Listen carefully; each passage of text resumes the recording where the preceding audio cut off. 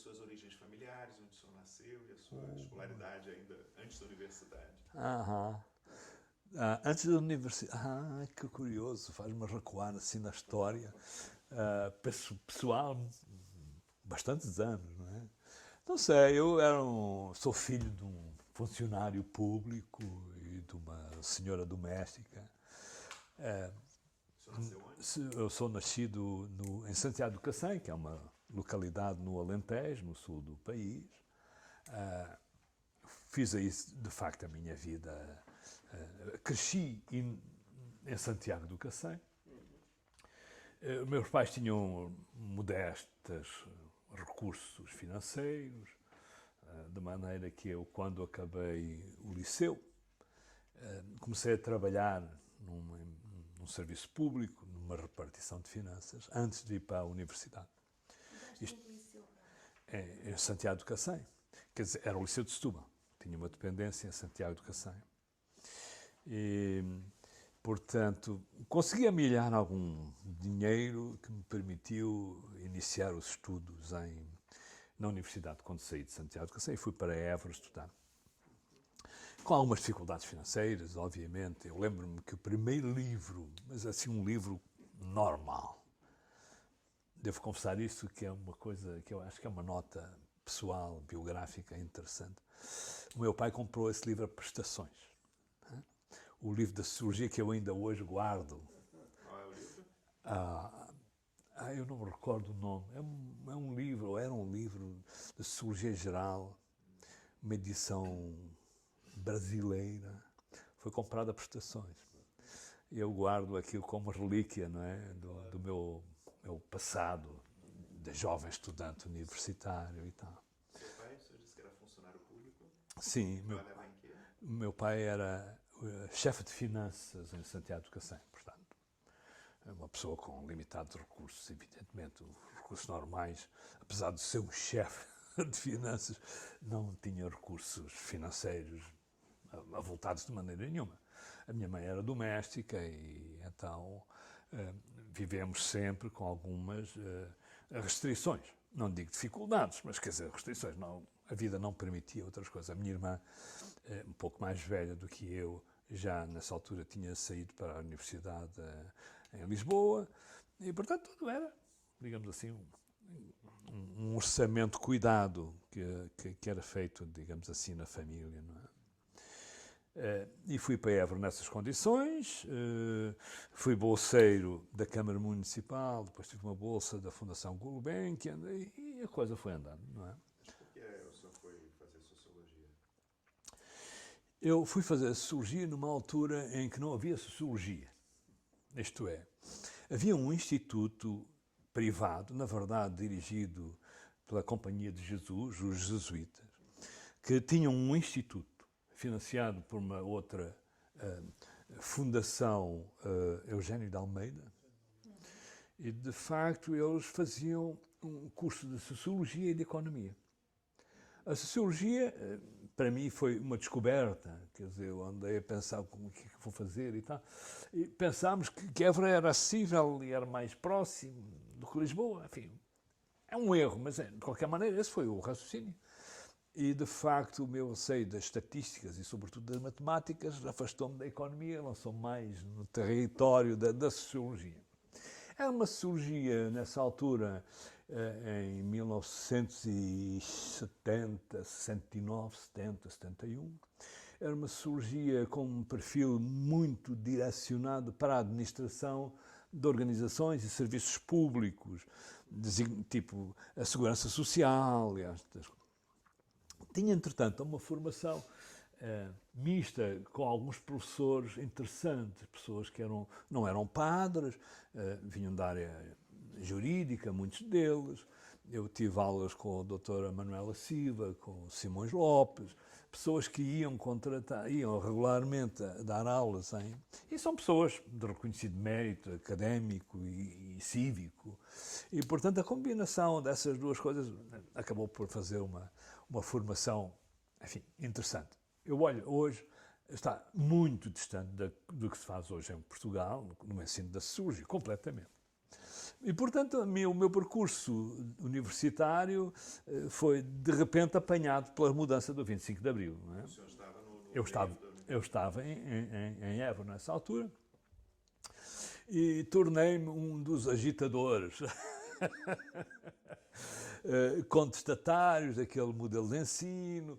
No fundo, fomos todos apanhados de surpresa e entendemos que, de facto, era a hora da sociologia mudar o estilo, a abordagem das coisas, não ter aquele formato tão fechado. Tinha que se abrir ao mundo, tinha que se abrir à sociologia internacional e tinha, na verdade, que se ajustar à convulsão e às transformações sociais que agora eram possíveis de ser analisadas e expostas publicamente, coisa que antes do 25 de Abril não era possível. Tudo aquilo era muito contido. A rotina acadêmica sua de estudos mudou com 25 de Abril? Mudou um pouco. Eu lembro-me de professores que nós contratámos na altura que, na verdade, não eram senão antigos exilados, estrangeirados, gente que, sendo de nacionalidade portuguesa ou não, estavam no exterior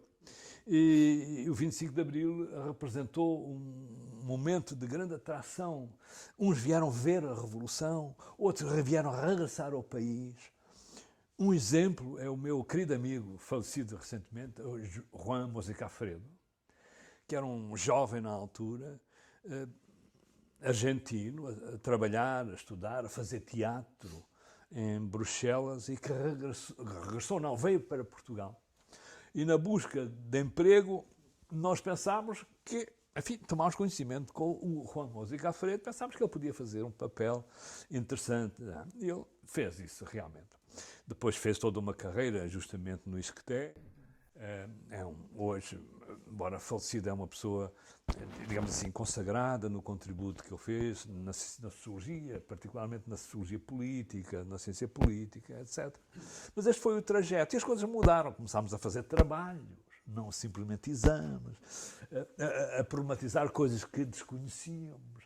Eu lembro-me, por exemplo, ter feito no final do meu curso um trabalho sobre Max Weber, coisa que tinha sido completamente ignorada, digamos, na formação formal ao longo dos anteriores 4 anos, etc.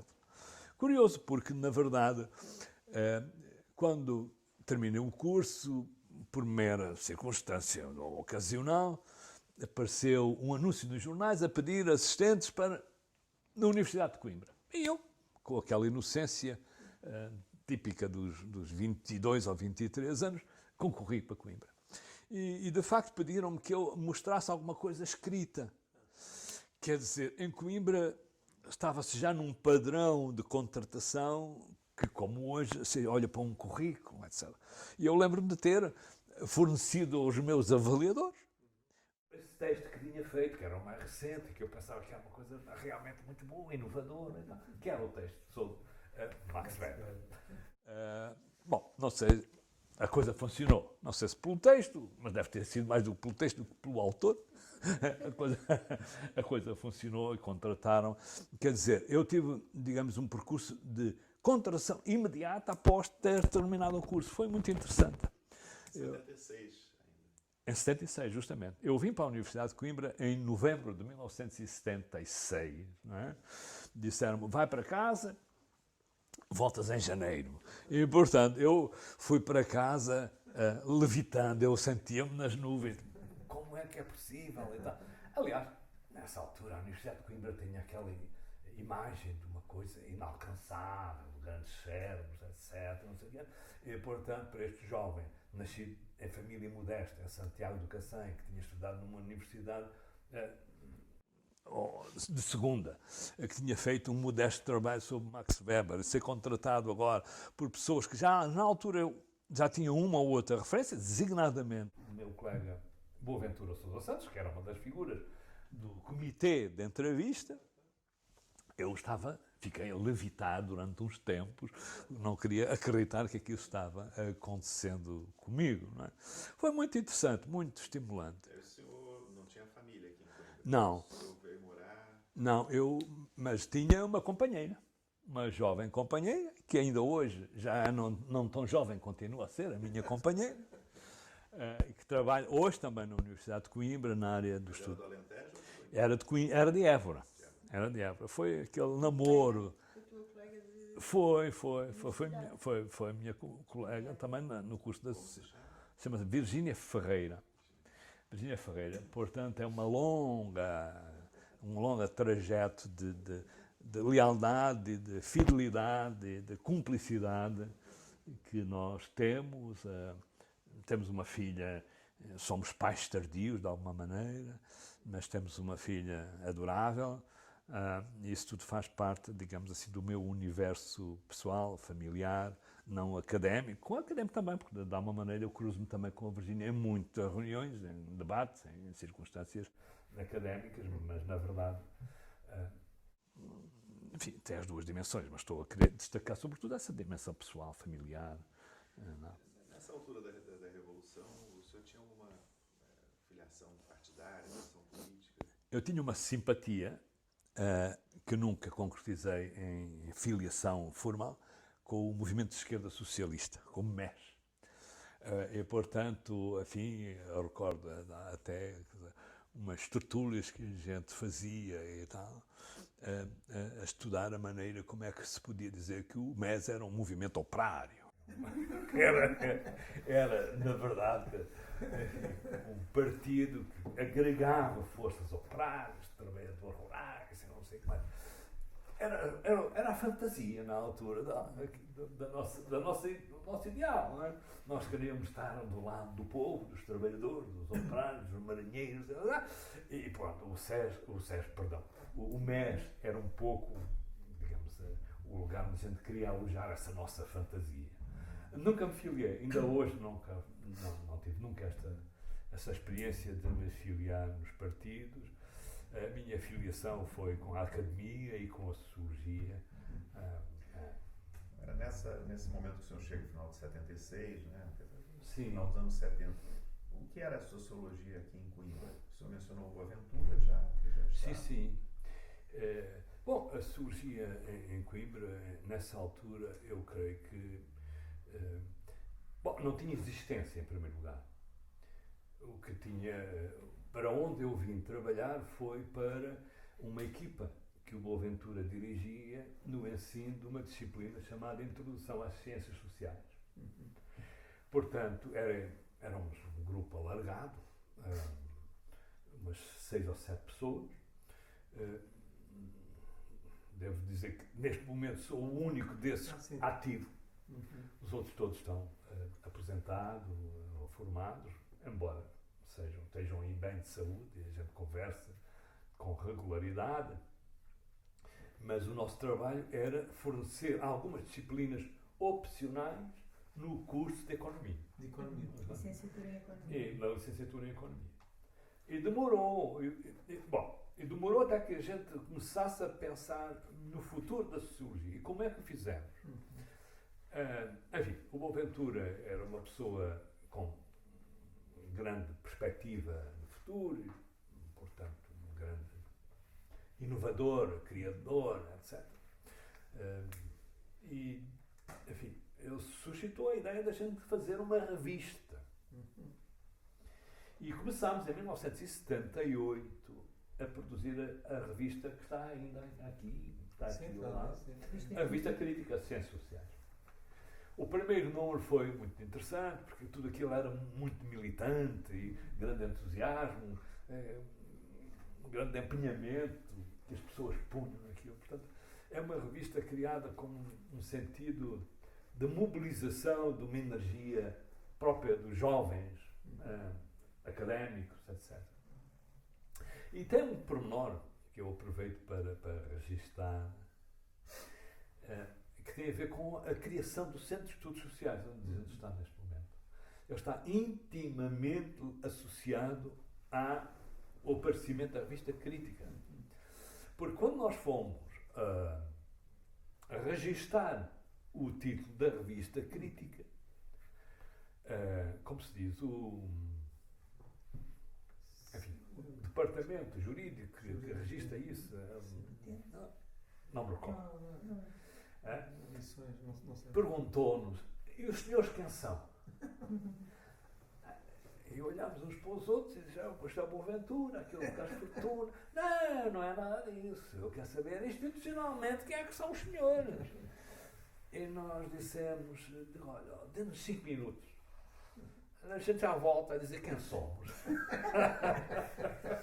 E descemos, havia um café do lado, quando voltámos dissemos, nós somos o Centro de Estudos Sociais. Muito bem, Centro de Estudos Sociais, qual é a morada? Demos a morada do Boaventura. O que é que fazem? Publicamos a revista crítica da Ciência Social e estudamos a sociedade portuguesa. E pronto. E assim apareceu o SES. Isso ocorreu em que ano? Toda esta história da criação da revista crítica e da fundação formal, jurídica do Centro de Estudos Sociais teve lugar em 1978, não é?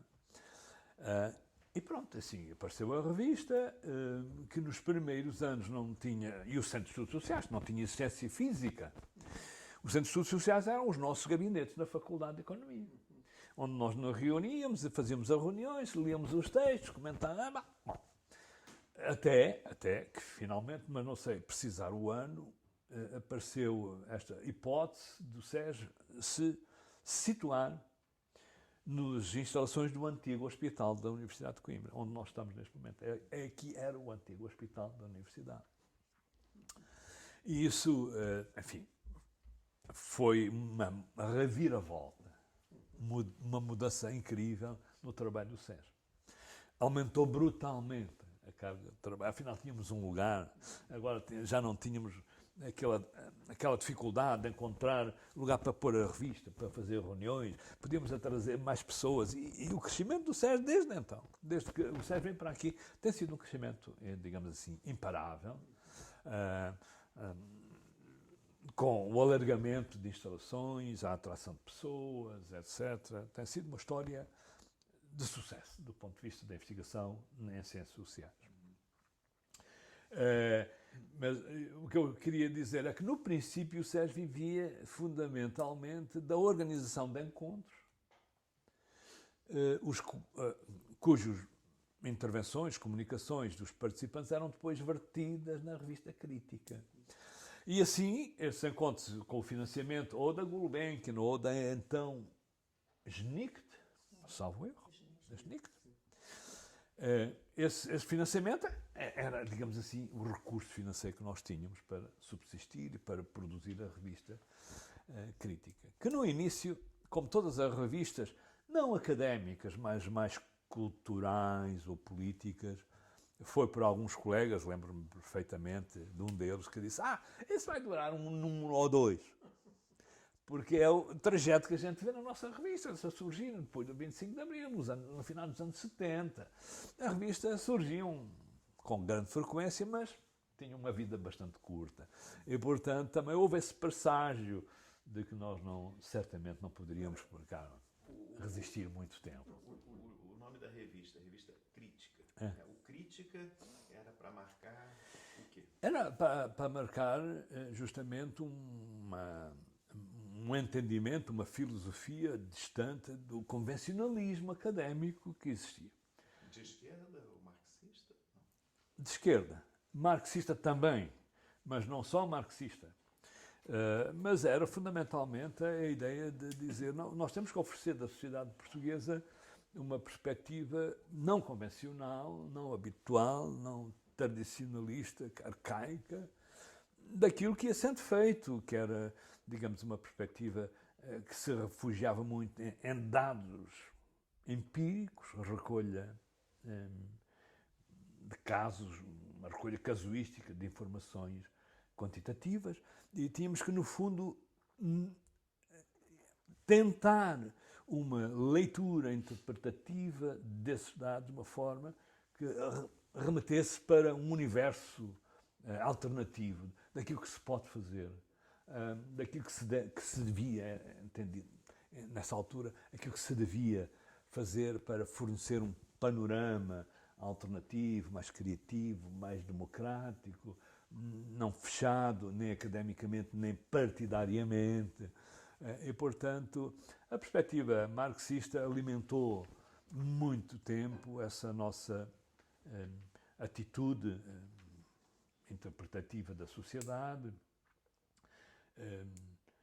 e, portanto, o lado crítico cobria, enfim, essa perspectiva marxista, mas não apenas. Quer dizer, uma dimensão mais culturalista também, mais europeia, menos académica, menos fundamentalmente, digamos assim, em busca de relações da ligação da nossa sociologia com universos internacionais e, portanto, oferecer uma leitura mais... Nessa altura, qual era esse universo internacional? O senhor mencionou que com 25 já viu Sim, na altura ele era fundamentalmente marcado por um universo europeu, com a sociologia francesa à cabeça, mais do que mesmo a sociologia inglesa.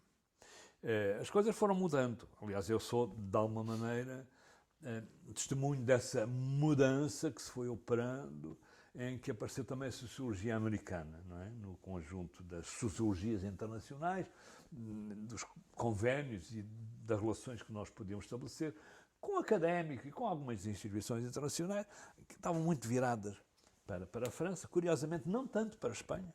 Não é?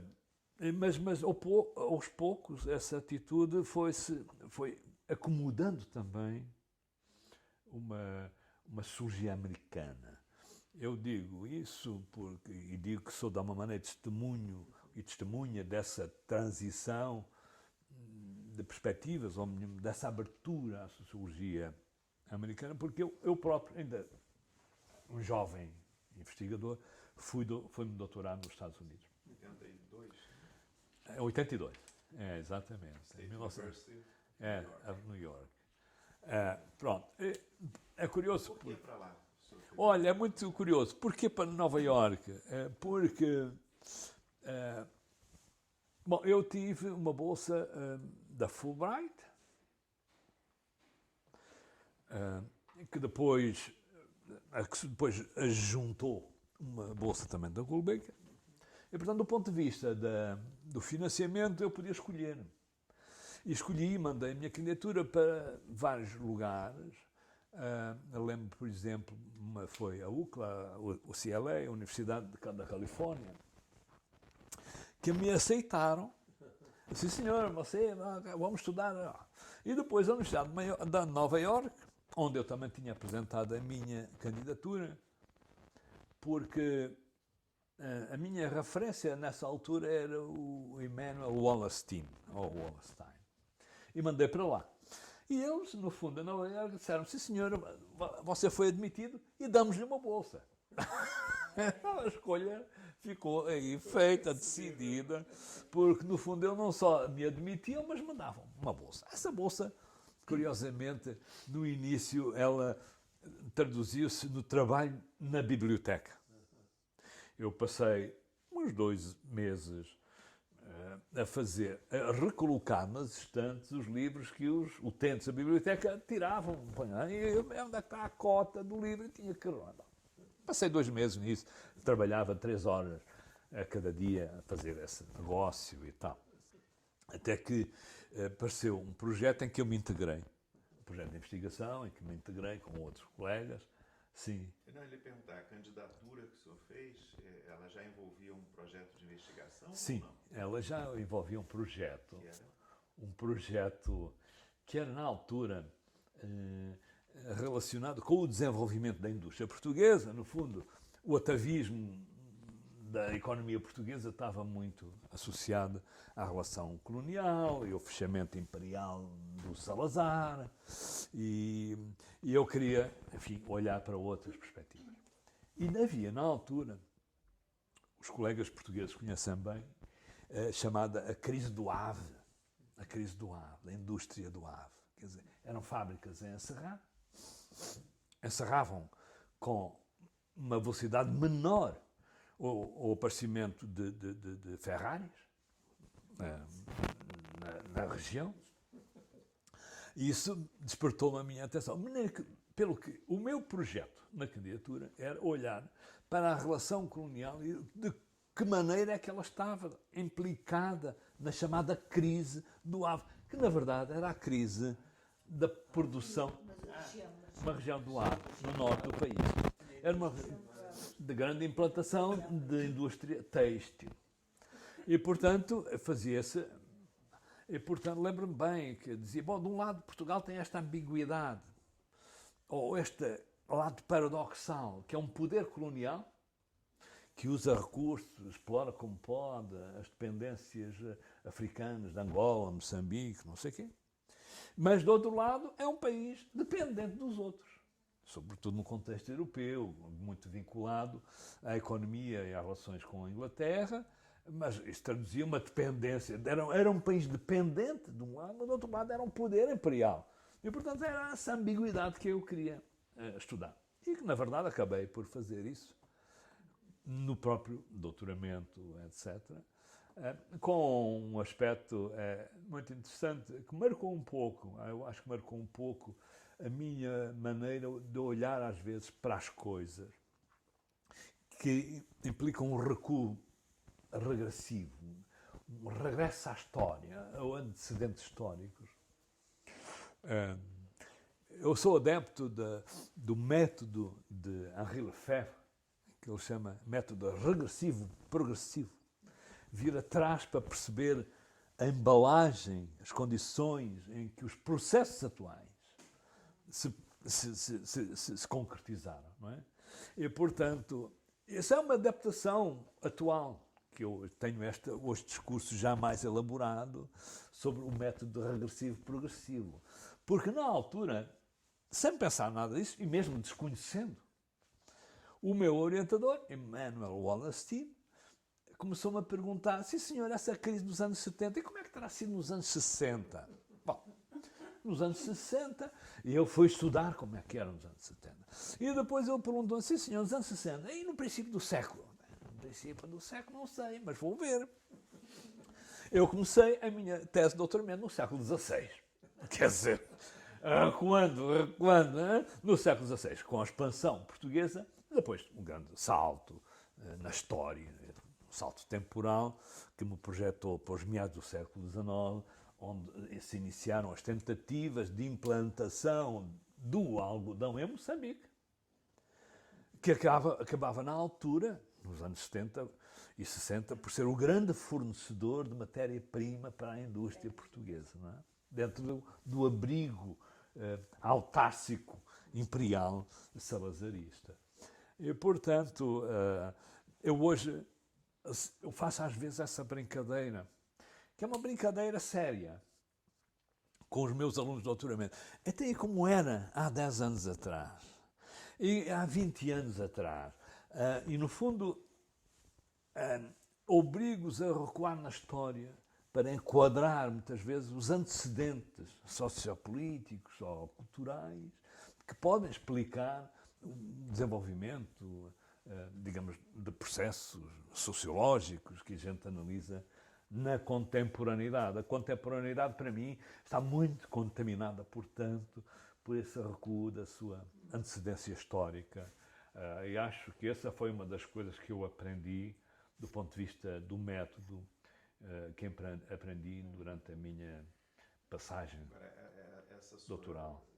Investigação, o senhor que escolheu, era parte de uma investigação do seu orientador?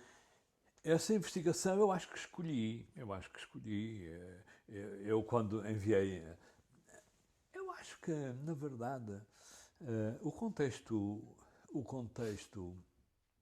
americano, ao contrário do que se passava, eventualmente até se nota hoje, dava grande liberdade aos doutorandos de definirem a sua... E o orientador ficava um pouco limando arestas metodológicas, comparatistas, vá lá ver isto, veja lá como é que foi antes, etc.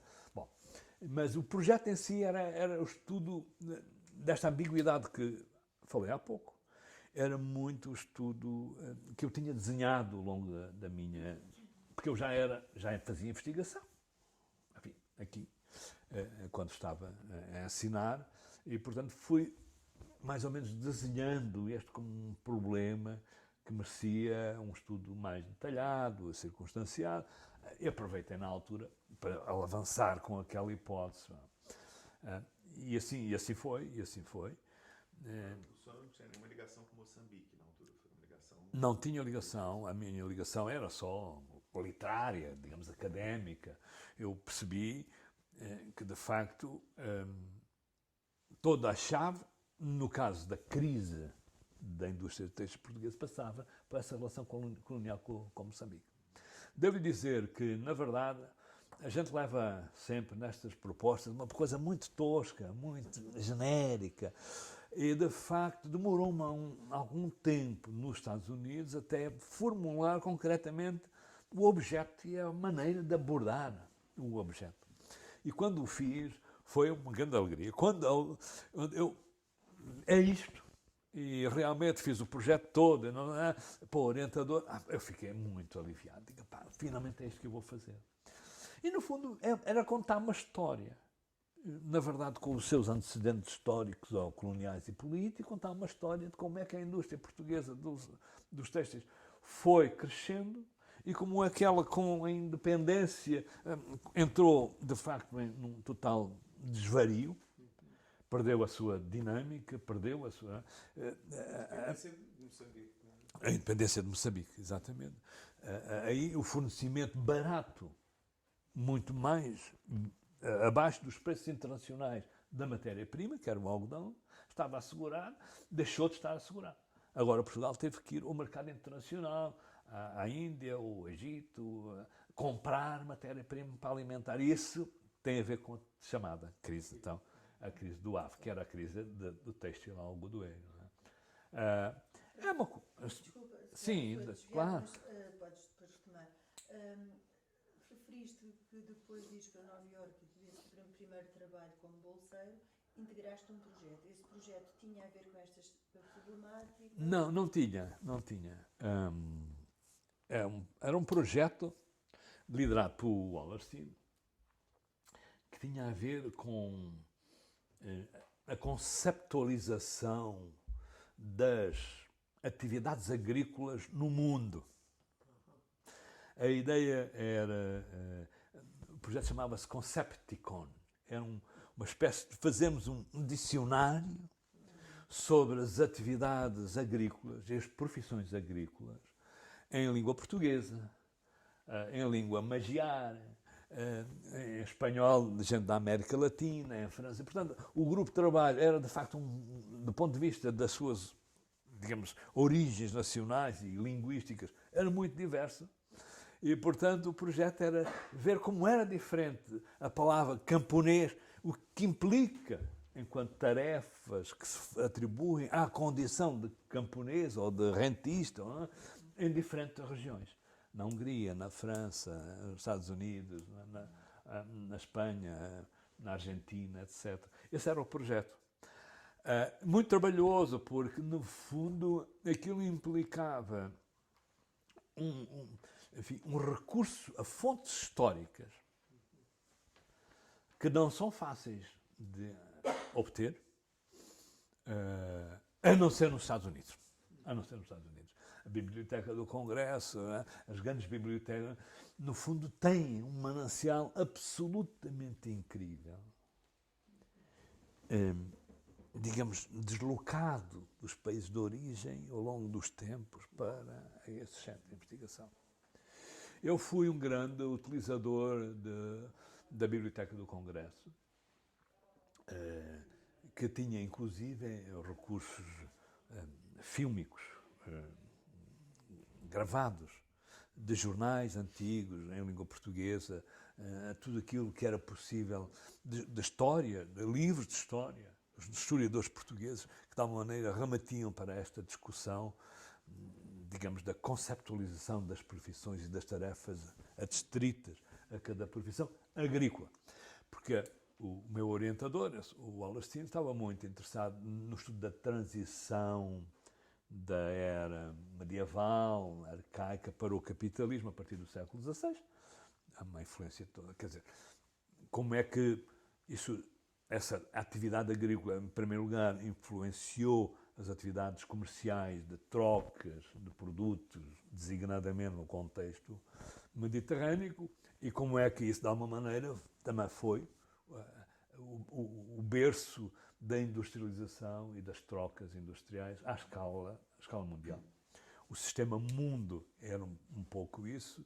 Começa, o sistema mundo, que é uma perspectiva do Immanuel Wallerstein, começa justamente por mostrar que os antecedentes do atual sistema global estavam na atividade agrícola, o que é que se fazia, o que é que desapareceu, etc. Na atividade comercial, no comércio de longa distância e finalmente na atividade agrícola. Portanto, o meu projeto encaixou-se nisso, encaixou-se inclusive bem nesta perspectiva mundial do que era o mercado ou o comércio e a produção do algodão. Porque quando há bocado disse que recuou até o século XVI, por exemplo, aí não foi a história de Moçambique, foi um pouco a expansão portuguesa, mas foi sobretudo a história do algodão. A história do algodão é uma história que começa na relação colonial da Inglaterra com a Índia.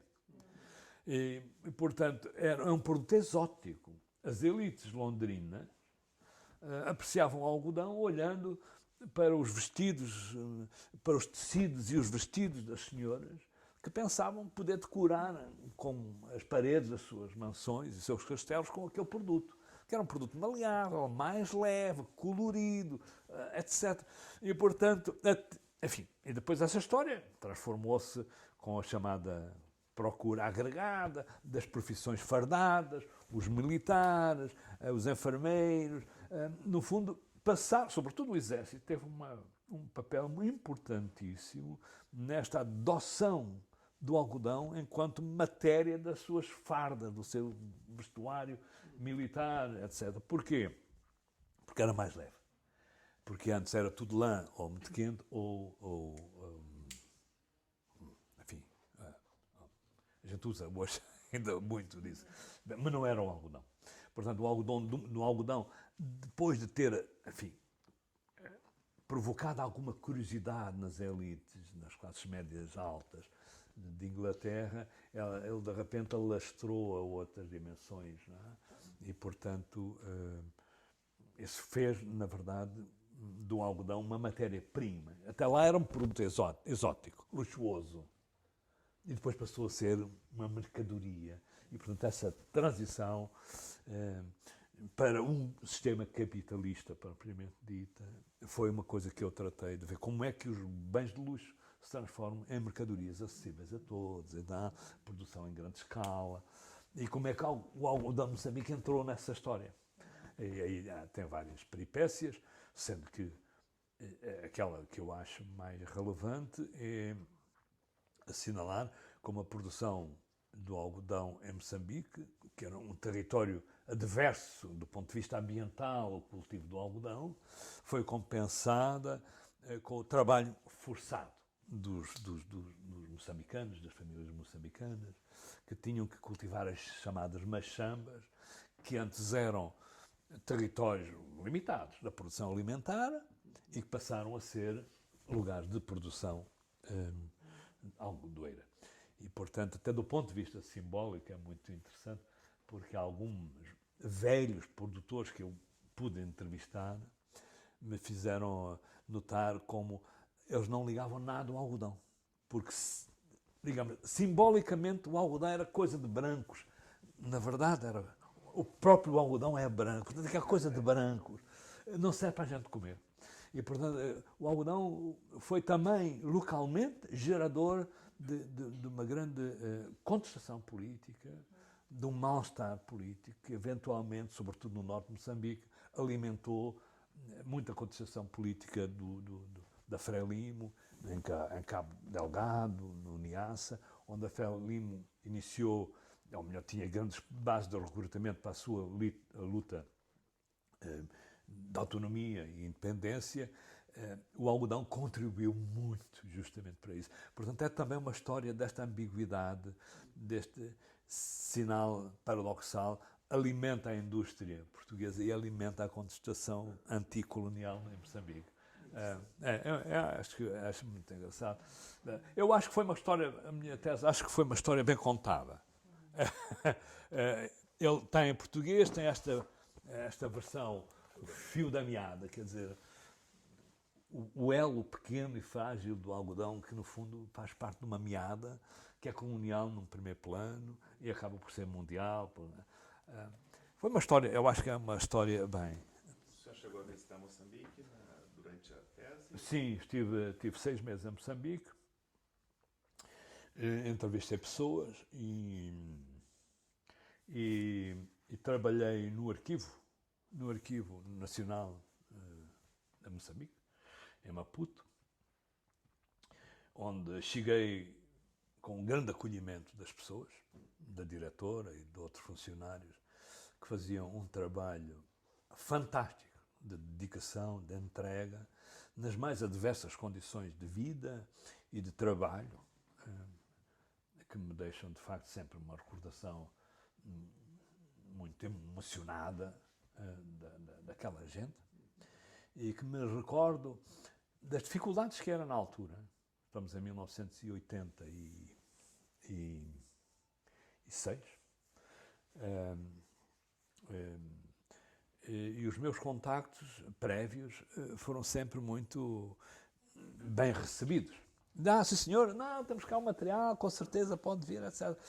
Depois começaram a surgir algumas dificuldades e disseram, Carlos Fortuna, nós não temos aqui papel. A máquina de fotocópias funciona, mas não temos papel. E então eu levei na minha bagagem 3 resmas de papel. Cheguei lá, a máquina variou.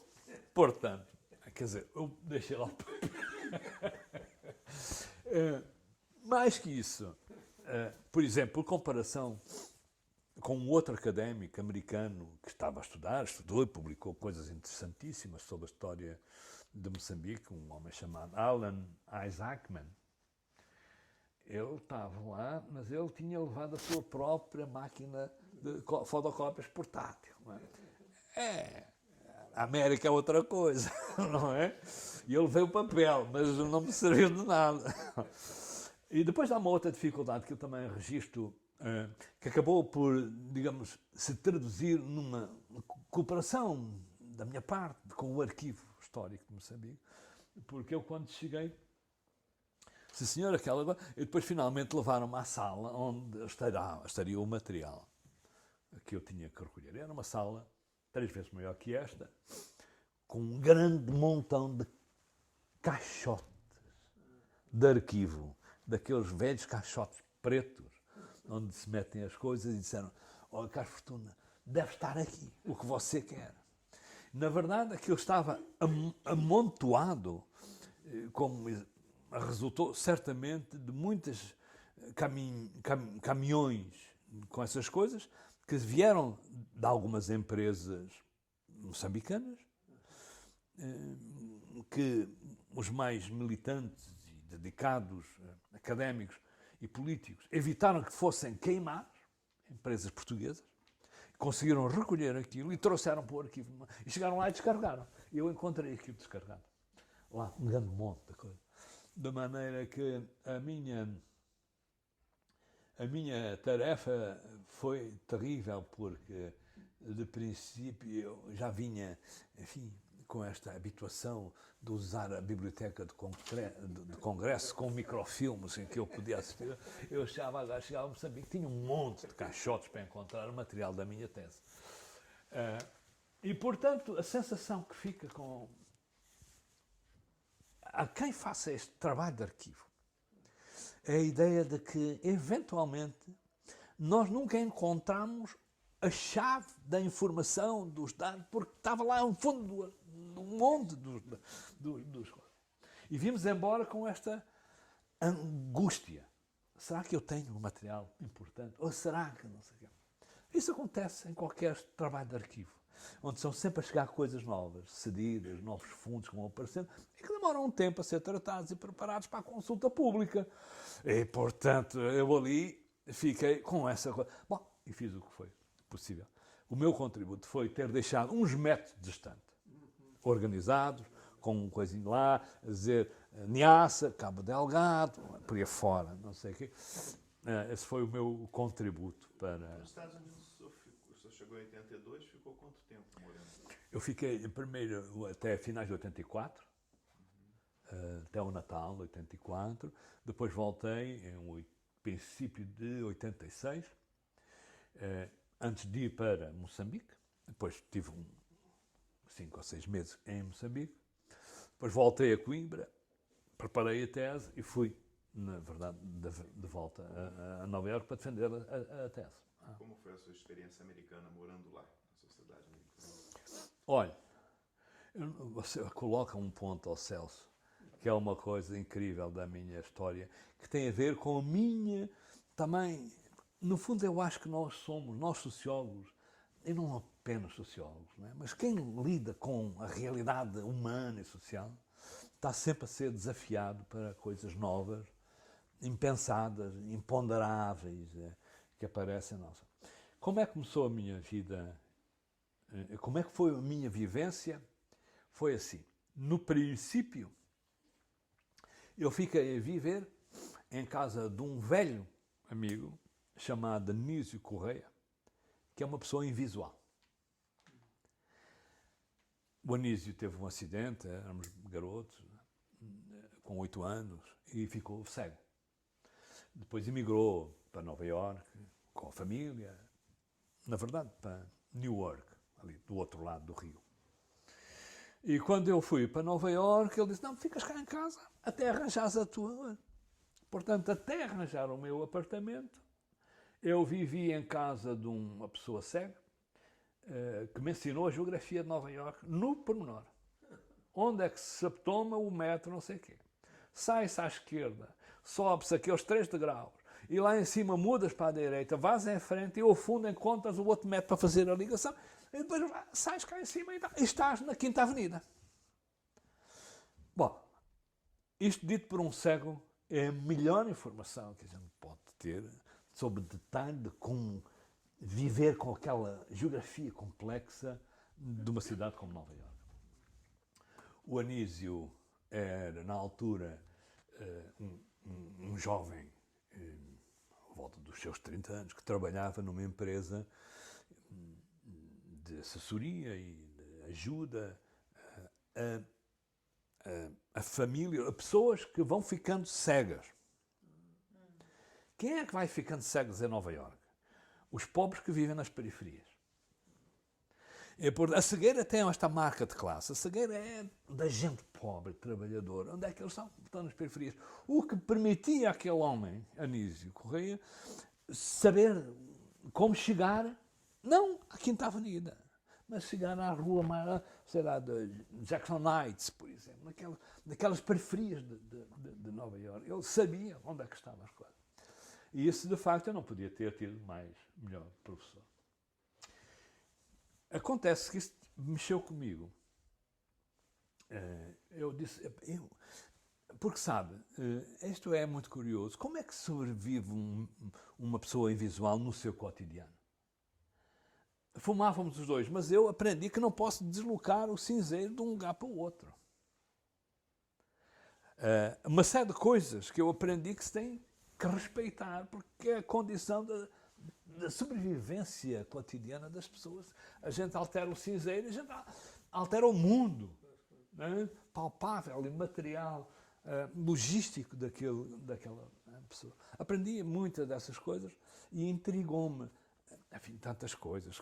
Meter a roupa na máquina de lavar, como é que se põe a meia azul com o par da meia azul, e não se mistura a meia azul com a meia branca. Essas coisas do dia-a-dia eram coisas que o Anísio ensinava àquelas pessoas que vão perdendo a visão. Eu fui também aprendendo. E interroguei-me um dia, dizia, eu tenho que escrever sobre isto. Como é que se sobrevive em Nova Iorque sendo cego? E, na verdade, uns anos depois, 5 ou 6 anos depois, justamente aqui em Coimbra, a Associação Portuguesa de Geógrafos fez um dos seus congressos. E, habitualmente, uma boa prática, acho eu, chamam uma pessoa de outras áreas para vir falar na abertura do congresso, dizer o que é que vai aí desse lado da sua especialidade. E convidaram-me a mim. E eu pensei, vai ser agora que eu vou falar de como é que quem é cego mobiliza outros sons para perceber o território em que anda, designadamente a audição. E fiz uma coisa que eu guardo ainda também, enfim, com muito entusiasmo, porque vi a maneira como a plateia de geógrafos ficou entusiasmada com aquela ideia, porque eu fiz este trabalho com um mestrando na altura, e andámos a gravar sons nas cidades, etc. E reproduzimos isso. O meu discurso, eu ia falando, discursando, apresentando a minha narrativa sonora de como as cidades funcionam sonoramente, e ele lá em cima ia fazendo, pondo o som da coisa. E portanto aquilo funcionou com uma grande performance sociológica, com grande atração pedagógica. Muita gente veio falar, professor, mas isto é ótimo para assim dizer aos nossos alunos. E portanto o texto depois foi publicado. E teve... Seria forçar demais dizer que a cidade como objeto de investigação, a sua trajetória surgiu a partir dessa experiência americana? Isso é uma construção? Não, eu acho que não. Aí ficou um pretexto para a coisa, para agarrar o tema dos sentidos como tema de urbanidade, captar a urbanidade a partir, não da ação física, material, mas de facto da sensibilidade, do olhar, dos cheiros, da audição, etc. O senhor já conheceu a obra do Zino? Estou lembrando da sociologia dos sentidos. Sim, claro. É curioso, porque de facto há certas coisas que se agarram à nossa pele de investigadores. Por exemplo, eu hoje considero-me um investigador, um professor das questões urbanas. Mas antes, logo após o doutoramento, era um africanista. Perguntar sobre essa mudança. Exato, essa mudança teve alguns aspectos curiosos. O primeiro, talvez mais curioso, é que eu fui africanista muito tempo depois de já ter deixado de ser. Quer dizer, o que os colegas africanistas diziam, Carlos Fortuna, temos agora este congresso, agora vamos a Lisboa, depois temos uma coisa... E eu digo, mas eu já não estou nessa. Mas não sei quê, E, portanto, agarra-se à nossa pele. Ficamos com uma identidade que nos é adstrita, atribuída por fora. E, portanto, a transição é muito custosa. Porque há uma espécie de acumulação primitiva das outras áreas que se têm que fazer. Enquanto os outros colegas já estão no campo, digamos, das questões urbanas, eu sou um latecomer, eu estou a chegar agora. E, portanto, estou num plano inferior. Essa transição é custosa sempre. Mudar de um tópico para outro tópico, dentro da mesma disciplina, é muito custoso. Como foi essa sua chegada? Foi porque apareceu aqui um projeto que justamente foi feito no SES.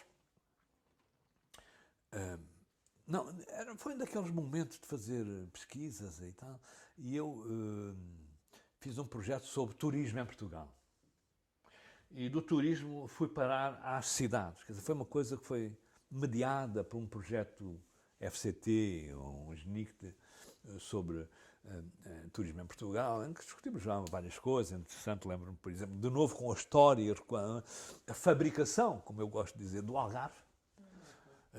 O Algarve foi fabricado, não é? Pelo capital, pelo investimento, e implicou, digamos assim, a perda da centralidade que outras praias, vida Figueira da Foz, por exemplo, tinham.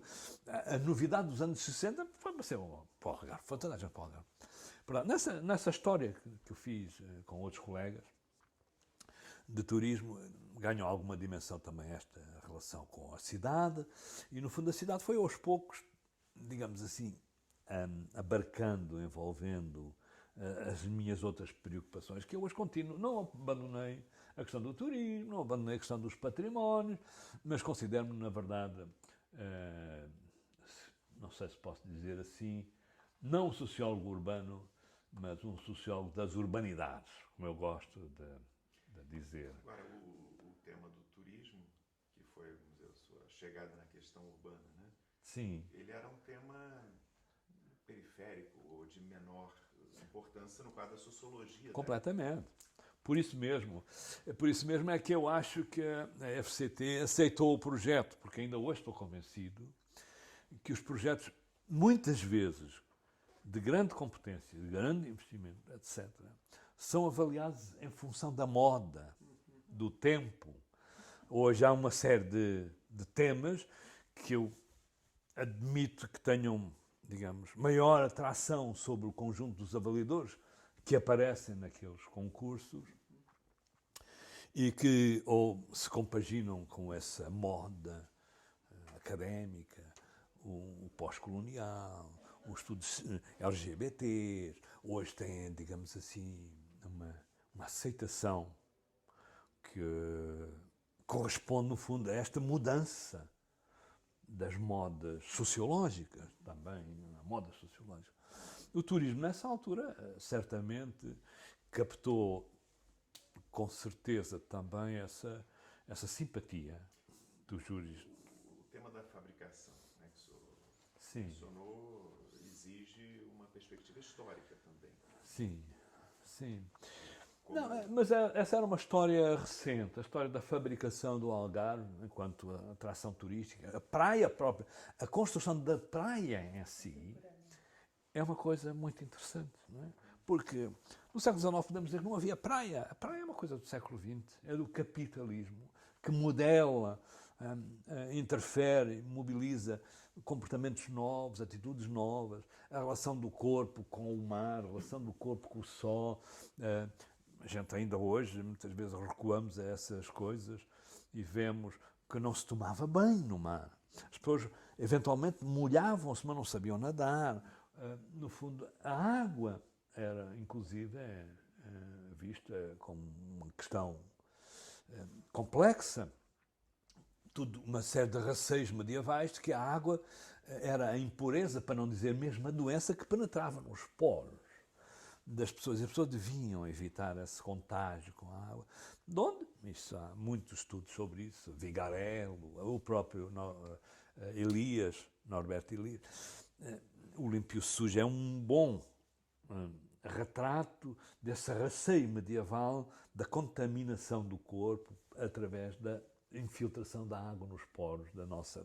E, portanto, as princesas lavavam-se com água, com areia molhada, para que a espessura da areia não deixasse que a água entrasse. Portanto, enfim, é uma história, essa é uma história antiga. A fabricação da praia é uma coisa mais recente. Já, eu diria, dos séculos XX, tem muitos trabalhos em França muito interessantes sobre isso. E, de facto, à medida que se foi fabricando a praia, foram-se conquistando territórios novos. Não é? A história de Lisboa e das praias de Lisboa é uma história muito interessante da conquista de novos territórios. A realeza portuguesa, quando se aproximou da praia, aproximou-se da beira do Rio Tejo, mais ou menos onde é hoje Santa Apolónia, por aí, aquela zona, como é que se chama? Praça, qualquer coisa do Bacalhau, uma coisa assim. No que, evidentemente, as classes médias tentaram copiar o modelo. Se os reis vão e as princesas, é porque aquilo é bom. E aproximaram-se. E aí, na estratégia, isto é Bourdieu, na estratégia de fugir à contaminação da classe média, a realeza desceu. E foi sucessivamente procurando afastar-se para a zona da Praça do Comércio, depois por aí fora. Santos, etc. Exatamente. E até, portanto, foi fabricando aquilo que era conhecida, aquela costa lisboeta, não sei o quê. E a classe média sempre atrás, tentando copiar. Portanto, a classe média usa uma estratégia de aproximação e as elites justamente de afastamento. E isso é uma coisa muito curiosa. E essa lógica, digamos assim, da criação de afastamento e de busca de alternativas atinge o Algarve nos anos 60. As praias do Norte foram tratadas como frias, Figueiredo da Foz, a água terrível, o mar não sei o quê, tudo contrastante com a paisagem, não é? Algarvia.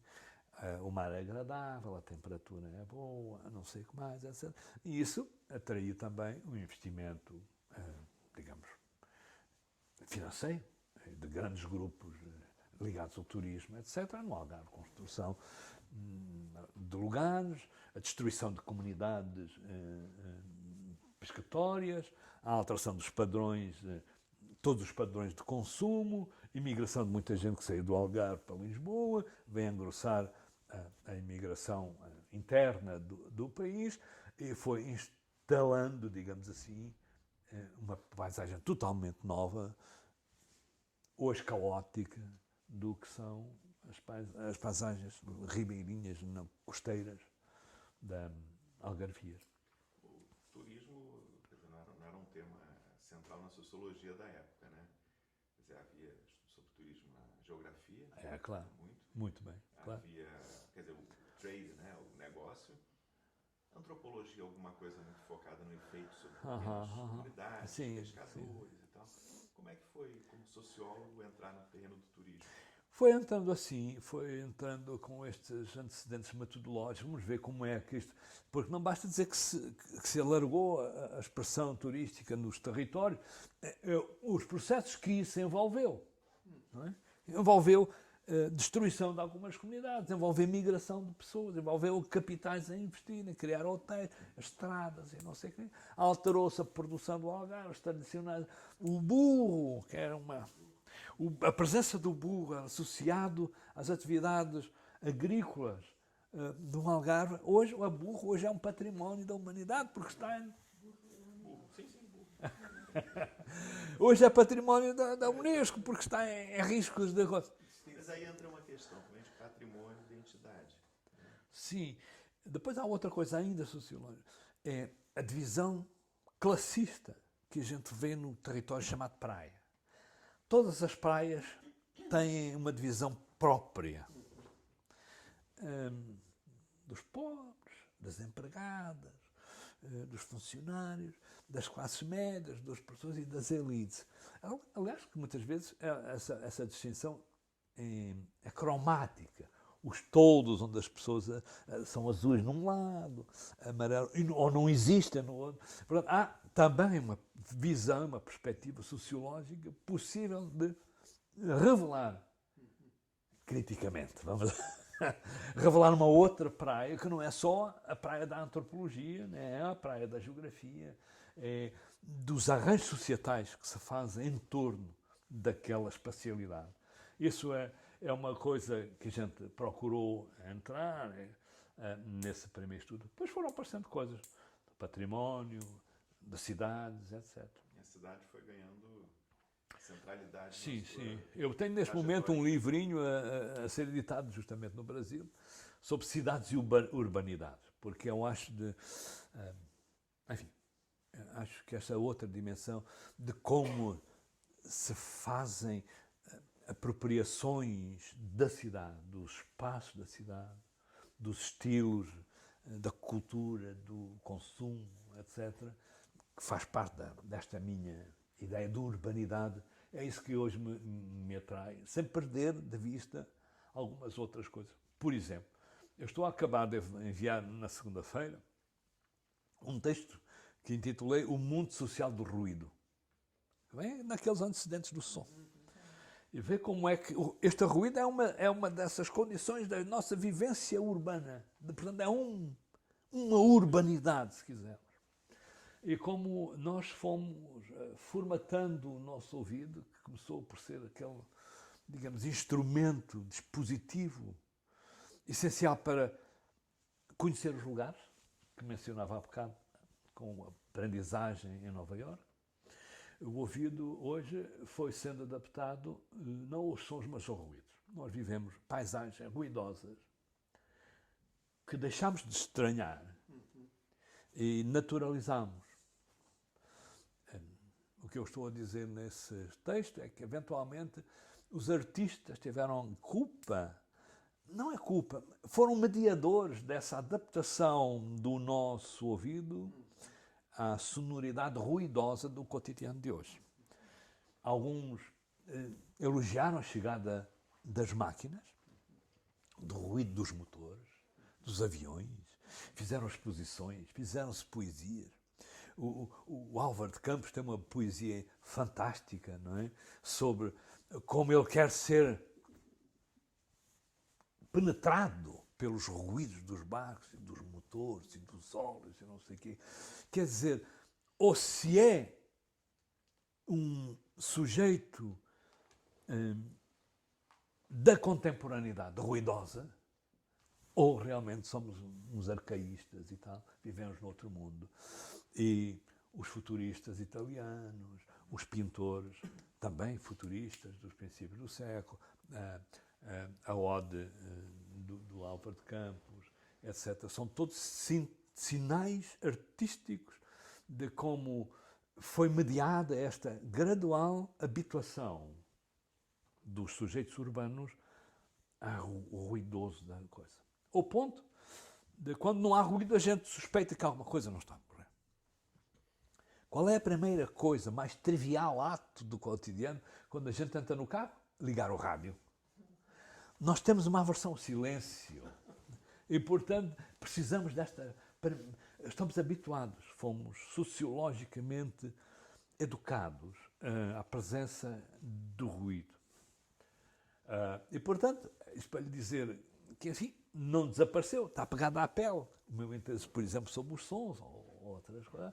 E, de vez em quando, isso regressa à nossa cabeça e tal. Portanto, hoje considero uma pessoa que trata de questões urbanas, não necessariamente das cidades. Sim, também, mas a minha perspectiva é menos da cidade, da materialidade da cidade, da geografia, da arquitetura, embora tenha hoje contactos muito interessantes com gente da arquitetura e do urbanismo. Eu dou, por exemplo, faço uma cadeira no departamento de arquitetura, aqui, que é coisa muito interessante. Vou iniciar agora no segundo semestre uma outra disciplina, um doutoramento de geografia, património e turismo da Faculdade de Letras. Portanto, desse ponto de vista, eu sou, de uma maneira, não sei, on the edge. Eu estou um pouco na fronteira da sociologia, com outras preocupações, ou se quisermos, outras abordagens. O senhor acabou de organizar, publicar dois textos de Simmel, né? Sim. Que estuda, não propriamente a cidade material, mas, vamos dizer, o modo de vida urbano. Com certeza. Né? E essa é uma influência central nesse seu... Não, é uma das referências. A minha referência central é a atitude de abertura que é preciso ter para fazer sociologia hoje. Essa é a minha referência central. Mas há uma referência de Simmel aí, que é o facto de ele se considerar a si próprio e ter dito que ele é um académico, um intelectual sem herdeiros para o seu trabalho. Isto é de uma modéstia e de um heroísmo intelectual impressionante. A pessoa que diz, que faz o trabalho, e diz, quem quiser use como quiser. Eu não tenho herdeiros. Eu não escrevo a contar com uma escola que está por trás de mim, etc. Essa é uma das coisas que eu aprecio. Quando o senhor conheceu a obra do Simmel? Que altura? Quando eu conheci? Não sei. Nos Estados Unidos ele teve uma apropriação muito grande, né? Para a escola de Chicago. Exatamente, é claro. Foi aluno dele. Sim, exatamente. E, portanto, eventualmente, talvez por aí eu possa ter me aproximado do trabalho de Simmel. Esses dois trabalhos, um é sobre, no fundo é um comentário sobre os textos que ele escreveu sobre 3 cidades italianas, cidades históricas, e, portanto, o que elas representam do ponto de vista filosófico, arquitetónico, patrimonial, mas também do cotidiano da vida, não é? Ele tem coisas notáveis que eu procurei, enfim, assinalar. Por exemplo, ele considera a cidade de Veneza uma mentira, uma cidade mentirosa, o que é muito curioso. Porquê? Porque é a presunção. Ele diz que as pessoas que vivem em Veneza andam como se estivessem num palco, estão sempre a mostrar... Depois diz outra coisa, Veneza está fora do seu tempo, porque é uma cidade que anda ao ritmo das gôndolas, ou ao ritmo do caminhar das pessoas. Portanto, não há carros, não há bicicletas, está fora do seu tempo. Hoje a velocidade das coisas não é o padrão no cotidiano de uma cidade como Veneza. Bom, tem coisas muitíssimo instigantes, como diriam os nossos colegas brasileiros, muito instigantes. E tem uma outra coisa, para a questão dos sentidos que você falou, Celso. Eu considero justamente a audição um sentido menor. E, portanto, a sociologia de Zima ela é surda, como eu gosto de dizer, porque ele acha que, na verdade, a solução está toda na visão.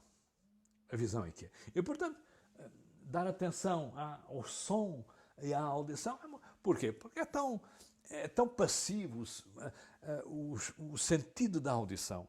Porque nós não podemos desligar. Não podemos desligar a audição ou desviar daqui para ali. Não, neste ambiente que eu chamei mundo social do ruído, nós estamos integrados de tal maneira numa paisagem que já não pode fugir a ela. A gente comunica uns com os outros através do olhar. Eu olho para a minha colega dos Guerreiro e nós estabelecemos aqui uma comunicação tácita, de concordância, através do olhar, coisa que a gente não consegue fazer com a audição. De maneira que ele pôs, de facto, o ouvido, digamos, no último patamar da perspicácia sociológica das coisas. Voltando, vamos dizer, à sua experiência, trajetória mais institucional, acadêmica, o senhor em Coimbra volta e continua dando aulas Sim. e formando pessoas. Sim. Como é que o senhor vê a sociologia de Coimbra no âmbito da sociologia portuguesa, nesse período que o senhor já está doutorado, né, e que está exercendo, né, a sua profissão aqui? Bom, eu vejo como uma contribuição para a sociologia portuguesa, que hoje, enfim, enfrenta dificuldades maiores do que há 20 anos atrás, por exemplo, porque, no fundo, a figura do Boaventura Sousa Santos era primordial na imagem que se tinha da sociologia de Coimbra. Ainda permanece assim. As pessoas hoje perguntam, então como é que lá, como quem diz, vocês estão a conseguir? Estão a conseguir, etc. O Boaventura foi essa marca, a personalização da sociologia de Coimbra foi feita pelo trabalho, pela atividade do Boaventura Sousa Santos. Um comentário que eu ouvi uma vez sobre Sim. que a sociologia de Coimbra estava muito mais ligada com o mundo do que com a sociologia portuguesa. Sim. Isso, de certa maneira, isso tem um fundo de verdade. Tem um fundo de verdade. Eu não contesto isso. Mas também é talvez um comentário muito fácil, não é, de fazer. Então, por exemplo, vamos a coisas concretas. Quantas pessoas doutoradas no nosso departamento se doutoraram no estrangeiro? O Boaventura, na verdade, eu acho que mais nenhum. Os meus atuais colegas, eles foram doutorados em Portugal. Ou em Coimbra, ou no Isqueté, ou na Universidade Nova, ou no Porto. Portanto, quer dizer, sim, isso pode ter algum fundamento, mas vamos devagar, quer dizer, porque não é exatamente. Depois confunde-se o estrangeiro com uma versão cosmopolita da sociologia, o que é diferente, não é?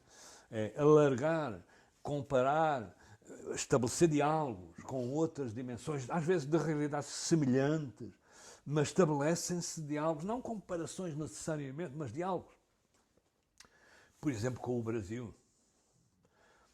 O que a gente faz hoje da relação com o Brasil, no domínio da sociologia e das ciências sociais, mais amplamente, começou aqui, em 1990, quando a Universidade de Coimbra celebrou 700 anos e fez o primeiro congresso luso-afro-brasileiro, no fundo, convidando aquilo que até lá eram os estranhos colegas do Brasil. E, portanto, eu, na altura, por ser, na verdade, o mais recente doutorado em sociologia, tive a máxima honra de fazer a apresentação pública do trabalho de Florestan Fernandes, nessa altura. O que é que a sociologia de Coimbra ou de Portugal sabia do Brasil? Nada. Havia umas relações, uns conhecimentos espúrios com colegas da antropologia ou da história, etc. Mas o que nós devemos hoje, o que nós fazemos hoje na sociologia, nestes projetos conjuntos, nas visitas, nas idas e vindas, nas dezenas de alunos que nós recebemos do Brasil, começou em 1990, com a celebração desses 700 anos e esse convite. Ele trouxe essa gente toda famosa, da altura, trouxe a nata da Academia Brasileira. Florestan Fernandes, para começar, naturalmente, sei lá, Fernando Henrique Cardoso, Vanderlei Guilherme dos Santos, Guilherme Cohn. Essa gente veio aqui pela primeira vez. E, de facto, por exemplo, a minha primeira ida ao Brasil é resultado disso. Quando fui, talvez em 94 ou 95, para uma estadia breve na Unicamp, na altura, convidado pelo professor António Augusto Arantes. Não é? E a partir daí tudo começou. Hoje as nossas relações alargaram-se. Hoje os nossos departamentos e os nossos colegas de Lisboa, do Porto, sei lá, da Covilhã, de Évora, têm relações correntes, frequentes com o Brasil. 30 anos depois da criação, né, do primeiro Congresso Luso-Afro-Brasileiro, o senhor preside a associação que resultou dos congressos, né? Eu, pessoalmente, estive lá temporariamente, não sei quantos anos, 2 ou 3 ou 4 anos, etc. Essas coisas eu não eu tenho um receio. Isso vem da minha leitura dos patrimónios. Eu acho que as pessoas devem sair dos lugares. Eu ando aí a defender, às vezes, quando há debate sobre património, não sei o quê, que eu acho absolutamente incrível, porque é que uma determinada rua, por exemplo, tem o nome do senhor arcebispo Flantal, que ninguém conhece, e que pode ter sido uma pessoa excepcional, e que mereceu esse louvor, esse reconhecimento ao ponto de se lhe dar o nome de uma determinada rua. Mas isso deve ser temporário, porque a heroicidade dessas pessoas, se calhar hoje, impede que outros heróis da urbanidade, da sociedade, da cultura, da política, etc., possam ter o seu nome naquela. Porque ele está lá ad eterno. E este ad eterno, para mim, deve ser. Eu sou adepto dos tempos curtos das coisas também. Não é? E, portanto, outro dia, em um debate, sugeri que isto deve ser feito assim. Os nomes são atribuídos às praças, às ruas, por 50 anos. A partir daí as comunidades decidem se mantêm ou não, mas deve ser uma discussão democrática, saber se é eternamente que fica lá o general não sei quantos, ou o colonialista não sei quê. Portanto, faça a mesma interpretação para as posições que a gente toma, institucionais, etc. Agora, você criou uma institucionalidade no mundo luso-afro-brasileiro, né? Mas mais do que ligações concretas entre Brasil, Portugal e países africanos, é a questão da sociologia em língua portuguesa. Claro. Também, né, que está presente. Como é que o senhor vê esse mundo luso-afro-brasileiro em ciências sociais? Faz sentido? 30 anos depois de ter sido criado aqui em Coimbra? Eu não conheço hoje o mundo luso-afro-brasileiro das ciências sociais. Não me relaciono com essa realidade. Estarei no próximo congresso, vai ter lugar em Coimbra, tem lá um grupo de trabalho que dou proposto, participarei nisso, mas deixei de participar noutros eventos desse tipo, porque acho que houve uma conversão do espírito da colaboração e colegialidade entre as várias academias, etc., digamos assim, numa espécie de filiação nos princípios filosóficos, etc., que só com grande esforço aparecem tratados, digamos assim, nos programas desses congressos. E, portanto, eu acho que o luso-afro brasileiro, enquanto ambiente académico, tem que manter forçosamente uma abertura que não pode estar subjugada a critérios político-ideológicos ou epistemológicos que marquem ou que demarquem, digamos, os territórios das abordagens. Seria mais um espaço de diálogo, sociabilidade, conhecimento. Com certeza, continua a ser. O senhor mencionou, em 90, ter conhecido, né, esses Sim, importantes claro. cientistas sociais Sim. brasileiros, Em 90. foi ao Brasil. Em 90. A primeira vez foi em 94, ou 95, a partir da ida à Unicamp. E depois continuei a cultivar essa relação com grande sucesso. Eu coordenei com um colega do Sergipe uma rede Brasil-Portugal de Estudos Urbanos, que deu lugar a 2 livros. Bom, muitas vezes as nossas redes não dão lugar a coisíssima nenhuma, além de uns contactos, umas indas ou umas vidas. Nós temos aqui 2 livros. Um deles, que é este, curiosamente chamado Diálogos e Não Comparações, é, na quase totalidade, escrito em coautoria um colega brasileiro e um colega português, que é um exercício complexo.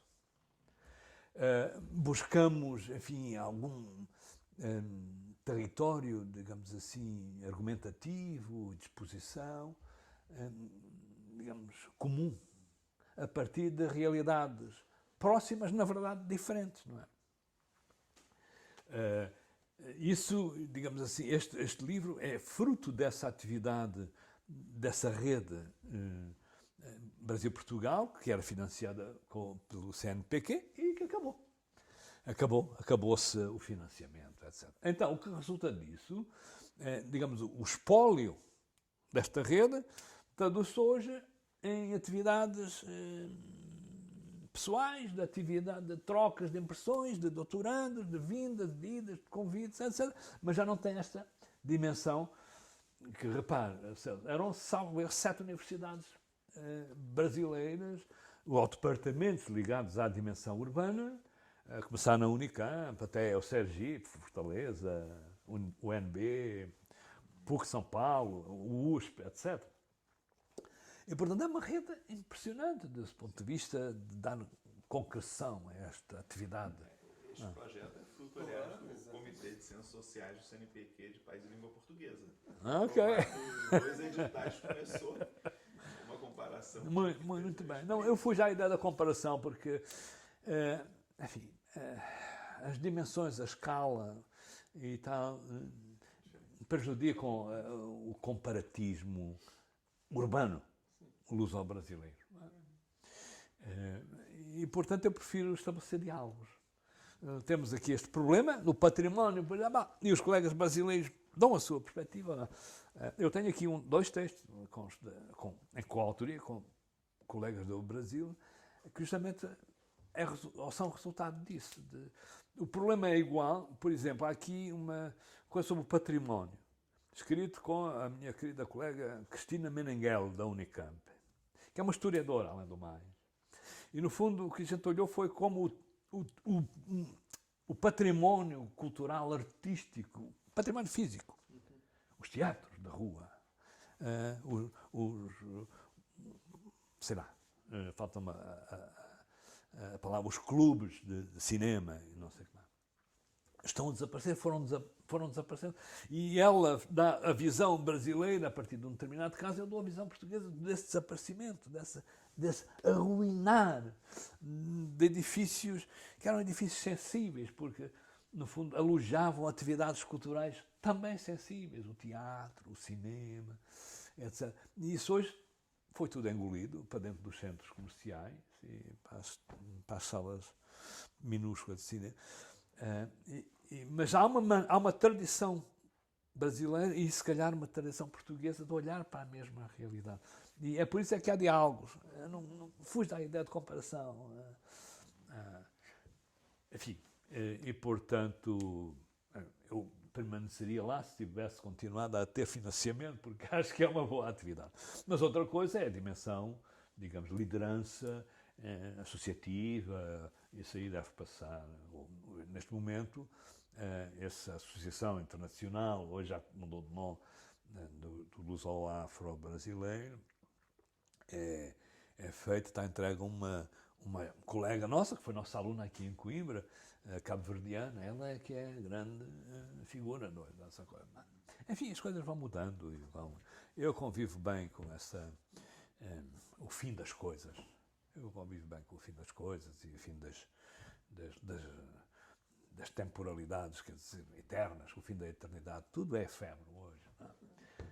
Foste também presidente da Associação Portuguesa. Claro, exatamente, por exemplo. Isso foi uma experiência também muito curiosa, porque me permitiu conhecer mais de perto a sociologia portuguesa, do norte a sul, etc., organizar atividades, pequenos debates entre congressos, pequenos encontros temáticos porque de 4 em 4 anos, que era na altura, fazíamos congressos de 4 em 4 anos, passa-se muita coisa. E, portanto, quer dizer, era uma maneira de manter um lastro, uma ligação das sociologias nacionais em torno de pequenos temas e tal, pequenos congressos. Enfim, criamos um boletim, fizemos algumas coisas, digamos assim, interessantes, que infelizmente não tiveram sequência nas seguintes direções. Mas, enfim, faz parte das coisas, tudo é efêmero, eu lido muito bem com essa realidade e tal. A associação foi muito importante desse ponto de vista. Assim como foi também a minha participação durante um mandato na Associação Internacional de Sociologia, que é, digamos assim, em termos práticos, a Associação Mundial da Sociologia. Aí aprendi outras coisas, como se colocam outras sociologias que não as sociologias sequer europeias, não é? Quer dizer, como uma sociologia asiática, uma sociologia americana, uma sul-americana, brasileira, argentina, chilena. Aprendi a ver essa paisagem múltipla das sociologias na escala mundial, etc. Enfim, a cada uma das situações a gente recolhe, não é? Hoje se fala muito, né, na sociologia, enfim, no pensamento das margens, da periferia, do sul global, quer dizer, os termos variam, né, mas seria algo diferente dessa diferença social central. Eu acho que devo ter sido em Portugal a pessoa que pela primeira vez falou de semi-periferia. Que trouxe isso, digamos assim, na minha bagagem americana do Wallerstein. E curiosamente os nossos colegas que estão aqui, o António Firmino da Costa e a Dores Guerreiro, não recordarão que eu tenho um texto escrito na Sociologia, Problemas e Práticas, número 3. Número 3. Isso não sei quando será, mas é para aí 1986, 7, 8, por aí. A gente faz isso. Hoje ninguém fala de semi-periferia.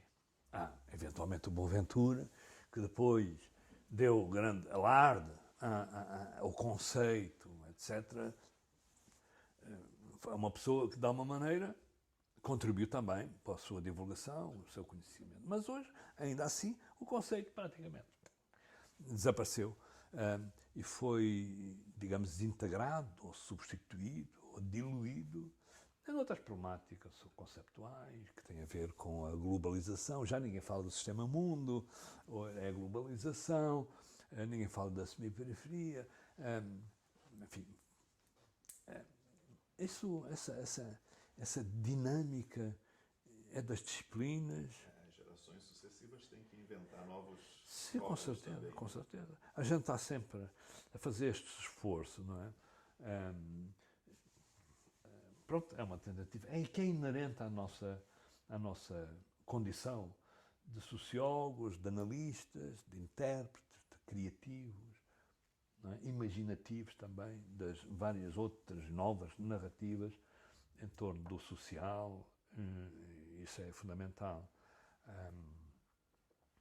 Eu acho que isso tem a ver com uma outra. Há bocado mencionei o Simmel, que se auto-apresentava como um académico. Ele nunca foi formalmente um académico, foi sempre um homem das margens, não é? Mas que não tinha plateia, não tinha descendentes, não é? Herdeiros da sua. Há uma outra coisa que é Henri Lefebvre, que eu também gosto de mencionar nestas circunstâncias. Lefebvre tinha um declarado horror, a palavra é horror, a quem seguia apenas uma fonte académica, intelectual, científica. E, portanto, é uma outra atitude, no fundo, eu acho que na sequência do heroísmo de Simmel, que diz, façam o que quiserem, da modéstia académica de Simmel. O Lefebvre diz, eu acho que realmente quem se centra só no... está a ver mal o mundo. O mundo é muitíssimo mais diverso, é um mosaico de outras leituras que a gente deve fazer o esforço para captar. E isso tem a ver com a contínua mudança dos conceitos, com a adequação, a incorporação, a inspiração que vem deste, ou que vem do outro, ou que vem daquele outro. E, portanto, o fechamento numa obra só pode justamente originar o déficit de criatividade conceptual e analítica. E é por isso que eu acho que nós estamos destinados a querer a ser cosmopolita, no sentido de abertos contributos mais diversos, mais teóricos, mais conceptuais, mais marxistas, mais liberais, mais neomarxistas, etc. E isso é a riqueza da sociologia. Essa é a riqueza da sociologia.